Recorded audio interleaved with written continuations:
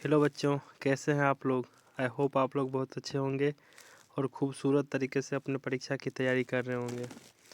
बाबू अभी समय लगभग 1 बज रहा है रात का और मैं आपके लिए फिजिक्स का ये MCQ क्वेश्चन कर रहा हूँ। तो प्लीज़ बहुत ज़्यादा मेहनत हो रहा है। आप लोग please subscribe, like, share, subscribe ठोक ठोक के कीजिए ताकि मुझे मोटिवेशन मिले अधिक से अधिक वीडियो बनाने का, ठीक ना। तो देखते हैं क्वेश्चन नंबर 1। क्वेश्चन नंबर 1 में बोल रहा है कि सभी सजीव ऊर्जा के लिए अंतिम रूप से किस पर निर्भर करता है। तो अंतिम रूप से सूर्य पर निर्भर करता है। किस पर निर्भर करेगा वो ऊर्जा के लिए, तो सूर्य पर निर्भर करेगा।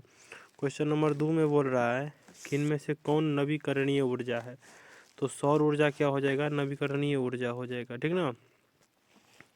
अब नेक्स्ट क्वेश्चन 3 पे बढ़ते हैं। 3 में बोल रहा है कि समतल दर्पण द्वारा बना प्रतिबिंब सदा होता है। तो समतल दर्पण द्वारा जो प्रतिबिंब होता है हमेशा क्या होता है, आभासी और सीधा होता है। कैसा होता है, हमेशा आभासी भी होगा और सीधा भी होगा, ठीक ना। क्वेश्चन नंबर 4 में बोल रहा है कि समतल दर्पण में किस प्रकार का प्रतिबिंब बनते हैं। तो समतल दर्पण में कैसा प्रतिबिंब बनता है, तो आभासी प्रतिबिंब बनता है। हमेशा कैसा प्रतिबिंब बनेगा, तो आभासी प्रतिबिंब ही बनेगा। ये क्वेश्चन नंबर 3 का ही क्या था, क्वेश्चन नंबर 4 एक अलग तरह का रूप था, ठीक ना। हम क्वेश्चन नंबर 5 के तरफ बढ़ेंगे। क्वेश्चन नंबर 5 में बोल रहा है कि दृष्टि के भौतिक अनुभूति को कहा जाता है। तो दृष्टि के लिए जो भौतिक अनुभूति होता है उसी को तो प्रकाश कहा जाता है, ठीक ना।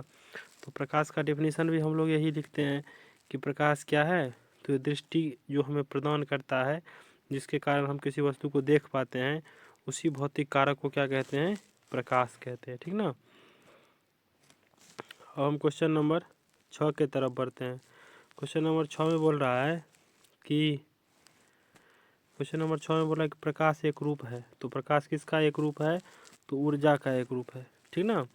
क्वेश्चन नंबर 7 में बोल रहा है कि किसी माध्यम में प्रकाश की किरणें माध्यम के कणों को क्या कर देता है, गर्म करता है कि प्रकाशित कर देता है, कि माध्यम के कणों में गति प्रदान करती है, या A B दोनों। तो क्या आंसर इसका सही हो जाएगा।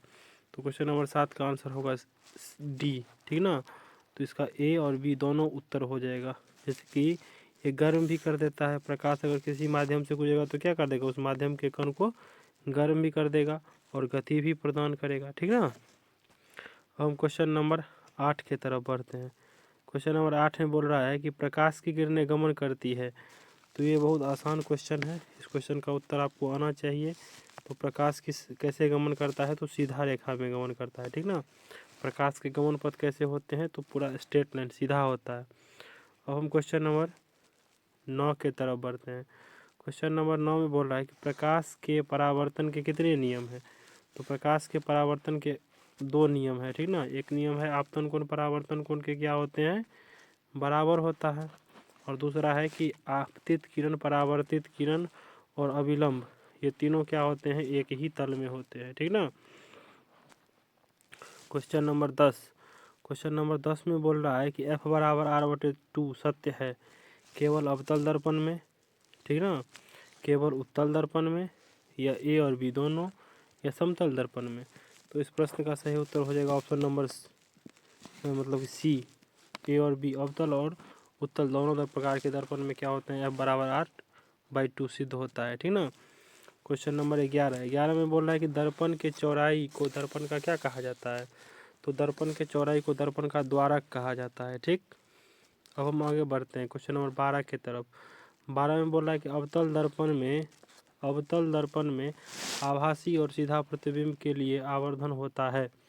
तो अवतल दर्पण में जो होता है आभासी और सीधे प्रतिबिंब के लिए आवर्धन क्या होते हैं, तो धनात्मक होता है। कैसा होता है, धनात्मक होता है। नई कार्तिकीय चिन्ह परिपाटी के अनुसार दर्पण के सामने रखे गए बिंब दूरी ली जाती है। तो नई कार्तिकीय चिन्ह परिपाटी के अनुसार जब हम दर्पण के सामने किसी वस्तु को रखते हैं तो उसके दूरी को कैसा लिया जाता है, तो धनात्मक लिया जाता है, ठीक ना। क्वेश्चन नंबर 13 का आंसर क्या हो जाएगा, धनात्मक। क्वेश्चन नंबर 14 की तरफ बढ़ते हैं। 14 में बोल रहा है कि वास्तविक प्रतिबिंब की प्रकृति कैसी होती है? तो वास्तविक प्रतिबिंब कैसा होता है?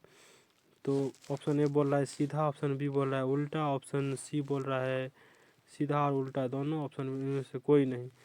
तो इस प्रश्न का सही उत्तर हो जाएगा ऑप्शन नंबर बी। कैसा होता है? तो उल्टा होता है।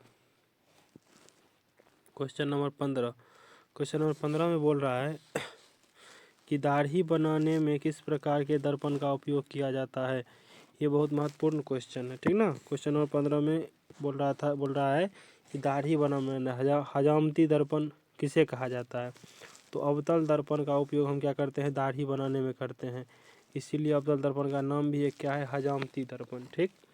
क्वेश्चन नंबर 16 में बोल रहा है कि गोलीय दर्पण की वक्रता त्रिज्या 40 सेंटीमीटर है तो उसकी फोकस दूरी क्या होता है? अभी हम बताए हैं कि f बराबर क्या होता है? r/2। तो इसका मतलब हो गया कि 40/2 होगा, तो इसका मतलब क्या हुआ? त्रिज्या कितना हो जाएगा? 20। तो इस प्रश्न का सही उत्तर क्या हो जाएगा? सी, माने कि 16 का सही आंसर क्या होगा? सी, 20 सेंटीमीटर, ठीक। क्वेश्चन नंबर 17 की तरफ बढ़ते हैं। 17 में बोल रहा है कि किस दर्पण का दृष्टि क्षेत्र बड़ा होता है? अवतल दर्पण का, या समतल दर्पण का, या उत्तल दर्पण का, या परवलयिक दर्पण का? तो इस प्रश्न का सही उत्तर क्या हो जाएगा? क्वेश्चन नंबर 17 का सी, यानी कि उत्तल दर्पण का क्या है? तो दृष्टि क्षेत्र अधिक बड़ा होता है। क्वेश्चन नंबर 18 में बोल रहा है कि सोलर कुकर का प्रयोग किया जाता है। सोलर कुकर में किस प्रकार के दर्पण का प्रयोग किया जाता है? तो ऑप्शन ए बोल रहा है अवतल दर्पण का, ऑप्शन बी बोल रहा है उत्तल दर्पण का, ऑप्शन सी बोल रहा है समतल दर्पण का, और ऑप्शन डी बोल रहा है इनमें से कोई नहीं। तो इस प्रश्न का सही उत्तर हो जाएगा 18 का सही उत्तर ए हो जाएगा। किस दर्पण का? तो अवतल दर्पण का उपयोग किया जाता है, ठीक ना।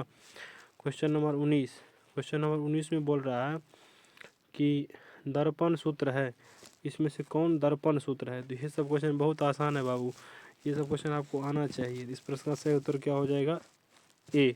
दर्पण सूत्र क्या है? 1/v प्लस 1/u बराबर 1/f, ठीक ना। और यहीं पर अगर लेंथ सूत्र होता तो क्या हो जाता? 1/v माइनस 1/u बराबर 1/f। ये क्या है? तो लेंथ सूत्र है, ठीक। अब हम क्वेश्चन नंबर लास्ट 20 के तरफ बढ़ते हैं। 20 में बोल रहा है कि कौन सा लेंस अपसारी लेंस भी कहा जाता है? तो अपसारी लेंस किसको बोलते हैं? तो इस प्रश्न का सही उत्तर क्या हो जाएगा? अवतल लेंस जो होते हैं, इस अवतल लेंस को अभिसारी लेंस बोला जाता है, क्योंकि क्या होते हैं? ये सभी समानांतर किरणों को परावर्तित कर देता है, ठीक ना। तो इसीलिए इसको क्या बोलते हैं? अभिसारी लेंस, अपसारी लेंस बोलते हैं, ठीक ना।